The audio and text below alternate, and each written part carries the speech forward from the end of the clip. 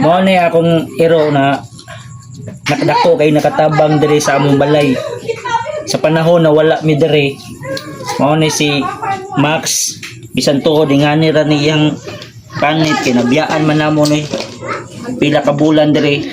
So wa gyud mangani kay gipakaon po ni sa musilingan. So kaning iro dako kayog natabang kay ang among balay diri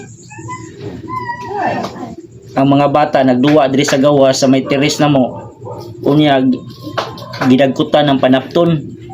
So kanay kuno si Max milayat sa bintana unya mao tong saba kayo si Max wa mahimutang unya mao to ang among silingan nahibulong ngano saba kay si Max mao di ay kay nagdilaab na ang kayo.